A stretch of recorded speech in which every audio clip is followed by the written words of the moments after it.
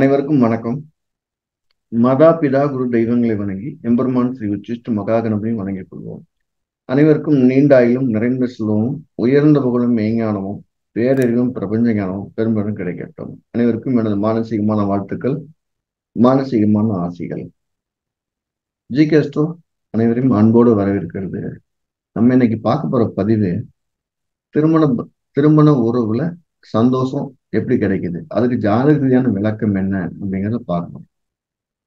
So திருமண உறவுல சந்தோஷம் அப்படிங்கிறது நம்ம ஜாதகத்தில் நிர்ணயிக்கப்பட்ட சில விதிகளால் மட்டும்தான் நடக்கும். எல்லாரும் சந்தோஷமா இருக்காங்களா இல்லையான்னா ஒரு 60% பேர் காயத்துல தான் இருக்கிறாங்க. என்ன அவங்க பார்க்குற ஜாதகங்கள்ல நிறைய அப்படி ஒரு விஷயங்கள் சொல்லுது. நிச்சயம் இருக்க 40ல 20% பேர் வந்து போனா போதுங்கிற மாதிரி வாழ்ந்துட்டு 20 பேர் லவபுல்லா ரொம்ப ஹாப்பினஸா ரொம்ப ஹாப்பியா வாழ்ந்துட்டு இருக்காங்கிறதுல மறக்க முடியாத உண்மை. ஸோ அந்த திருமணத்துல கூடிய அந்த 20% பேர் எப்படி சந்தோஷமா இருக்காங்க, அதுக்கு எப்படி இந்த ஜாதகங்கள் அனுமதிக்குது. ஸோ அவங்களுக்கு நம்ம அடுத்து நம்ம என்ன வழி சொல்ல போறோம் அப்படிங்கிறதா சொல்லுது. திருமணத்துல சந்தோஷமா இருக்கக்கூடிய ஜாதகத்தை பார்த்தோம்னா முக்கியமான 2 விஷயங்கள் வந்து கலத்திர பாவம் சொல்லக்கூடிய வீட்டில் இருக்கக்கூடிய கிரகங்கள் தசாபுத்தியா வரக்கூடாது. அது ரொம்ப அதுவும் கலத்திர பாவத்தில் இருக்கக்கூடிய கிரகங்கள் ராகு கேதுகளாவோ சனி செவ்வாயோ இருந்து தசாபுத்திகளை வரக்கூடாது. அது என்ன செய்யுது அப்படின்னா கலத்திர உறவை ஏற்படுத்தி கொடுத்து காயத்துப்படும். இப்ப கலத்திர பாவம் சொல்லக்கூடிய 7ஆம் பாவத்துடைய தீய கிரகங்கள் திசை நடத்தினா திருமணம் நடக்குமானா நடக்கும்.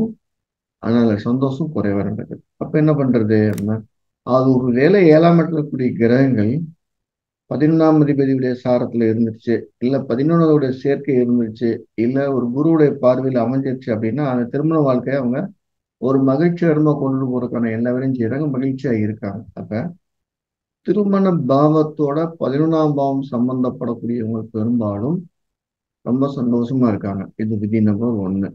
2வது விதி, 3ஆம் அதிபதியும் 11ஆம் சேர்ந்து எங்கேயாவது 7ல இருந்தாலும் அவங்களும் திருமண பாவத்துல சந்தோஷமா இருக்காங்க. அவங்களும் ஒரு சிறப்பான ஒரு சிகிச்சைலாம். களத்திரக்கார கிரகங்கள் சொல்லக்கூடிய செவ்வாய் சக்கரன் குருவை பார்வையில் இருக்கிறவங்களும் திருமண உறவுல சந்தோஷமா இருக்காங்க. இந்த 3 முக்கியமான விதி. அப்ப இந்த கிரக அமைப்பு இருக்கவங்க எல்லாருக்குமே சந்தோஷமா இருக்காங்கன்னா இந்த கிரக அமைப்புகள் நல்ல கணவரையோ இல்ல நல்ல மனைவியோ கொண்டு வந்து சேர்க்குது. தசா புத்திகள்ல 1, 6, 10, 12, 8. 1, 6, 8, 10, 12.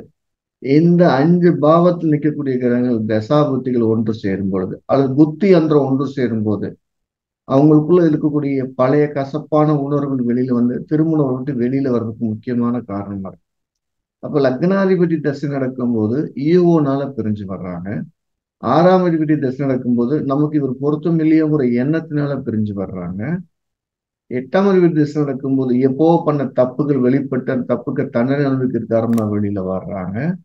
10ஆம் அதிபதி தசை நடக்கும்போது அந்த 10ஆம் பாவத்தோட திசையோ 10ல நிற்கக்கூடிய கிரகத்தோ திசை நடக்கும்போது கடுமையான மன உளைச்சல், அதுல கூட வேலை செய்யறவங்களால வரக்கூடிய சின்ன சின்ன பிரச்சனைகள் வீட்டுல காமிச்சு அதனால வரக்கூடிய தொந்தரவுகள் ஆயிடும்.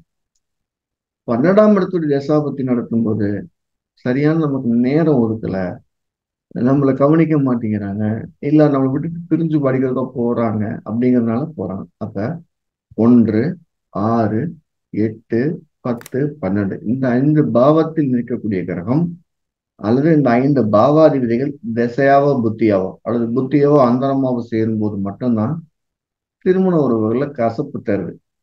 நான் சொன்ன மாதிரி முதல்லயே களத்திரக்காரகர்கள் குருவின் பார்வையில் அல்லது குருவோட சேர்ந்து இருக்கும் போது இருந்துச்சுன்னா அவங்களோட சந்தோஷம் தசாபுத்தியில் குறைக்குதே ஒழிய சந்தோஷத்தை கூட்டுறது இல்லை.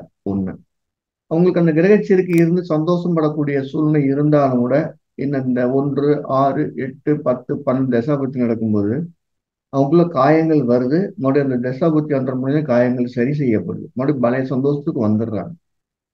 எல்லாத்தோட 7, 9 அல்லது 7, 11 அல்லது 7, 3 தொடர்புகள் வந்து திருமண உறவுல அதீதமான சந்தோஷத்தை அவங்க அடைவதற்கான முழு காரணியா இருக்குங்கிறதுல எந்த விதமான மாற்று கருத்தும் இல்லை. அப்ப 3, 7, 9, 11 இந்த 4 பாவங்களும் திருமண உறவுல அதீத சந்தோஷத்தை கொடுக்குது. இந்த 5, 7 தொடர்புகள் என்ன செய்யுது அப்படின்னா திருமண உறவுப்பட்டு குழந்தை பிறந்துருது அப்படின்னா குழந்தைகள் மேல அவங்க கவனம் போயிடும், திருமண உறவுல அவங்க கவனம் செலுத்துறது இல்லை. அதே மாதிரி திருமணத்திற்கு பின்னாலேயே அவங்களுக்கு ஒரு காதல் உணர்வோ இல்லை ஏதாவது ஒரு பூர்வீக சொத்தின் மீது கவனமோ வந்து அந்த திருமண உறவுல கொஞ்சம் கசப்பு கம்மியாக ஏற்படுது. திருமண ஒரு சந்தோஷத்திற்குரிய அளவும் குறையுது.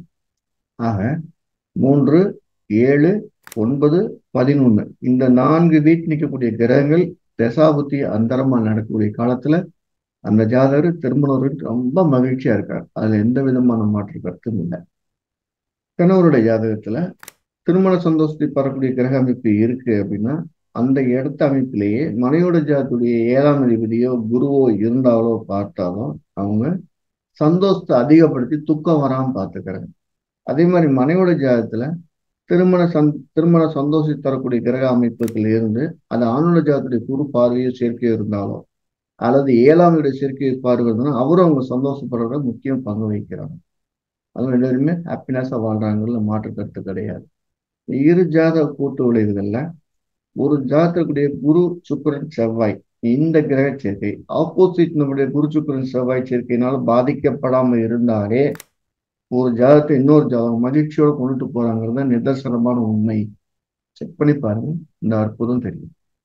இந்த அற்புதத்துல என்ன செய்வீங்கன்னா திருமண பொருத்தம் பார்க்கும்போது இந்த இரு ஜாதக கிரக சேர்க்கை அப்படிங்கிற அந்த முறையை இவங்க ஜாதகத்துடைய கலத்திரக்கார கிரகங்கள் இன்னொரு இணைக்கக்கூடிய ஜாதகத்துடைய இரு கலத்திரக்கார கிரகங்களுடைய அமைப்பு ரெண்டும் நன்றா பொருந்தி வருதான்னு பாருங்க. பொருந்தி வந்துச்சுன்னா எந்த பொருத்தம் இருந்தாலும் இல்லைனாலும் அவங்க சந்தோஷமான வாழ்றதுக்கு தயார் ஆயிடுறாங்க அப்படிங்கிறது ஒரு அற்புதமான கணிப்பா இருக்கு.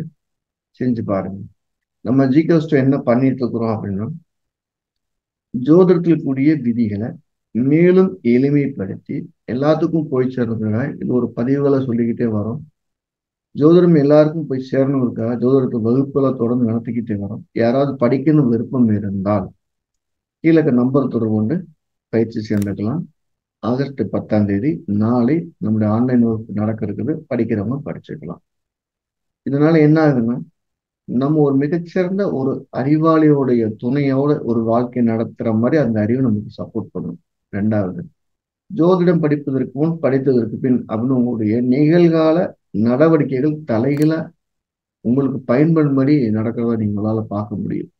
ஒரு பெருந்தன்மையோ ஒரு யோசிக்கும் திறனோ அதெல்லாம் உங்களுக்கு அணுகுமுறையோ இதெல்லாம் நல்லா கொடுக்கும். ஸோ ஜோதிடம் கற்றுக்கொள்வது சால சிறந்ததுனால எனக்கு எந்த மாற்று கருத்தும் கிடையாது. ஏற்கனவே ஜோதிடம் எனக்கு தெரிஞ்சிருக்குது, நான் மேல்நிலை கொஞ்சம் படிக்கணும் விருப்பம் இருக்கவங்களுக்கு ஆகஸ்ட் 11ஆம் தேதி அதாவது திங்கட்கிழமை ஆன்லைன்ல ராகுகேது பத்தின ஒரு தொடர்ந்து 5 நாள் வகுப்பு நடக்க காத்திருக்குது. படிக்க விருப்பம் இருக்கவங்க படிக்கலாம். மீண்டும் அடுத்த பதிவில் சந்திப்போம். எல்லாம் வல்ல எம்பெருமான் ஸ்ரீ உச்சிஷ்ட மகா கணபதி அனைவருக்கும் நீண்ட ஆயுளையும் நிறைந்த செல்வத்தையும் உயர்ந்த புகழையும் மெய்ஞானத்தையும் பேரறிவையும் பிரசன்ன ஞானத்தையும் பிரபஞ்ச அறிவையும் பெருமையுடன் வழங்கட்டும். அனைவருக்கும் எனது மானசீகமான வாழ்த்துக்கள். மானசீகமான ஆசைகள்.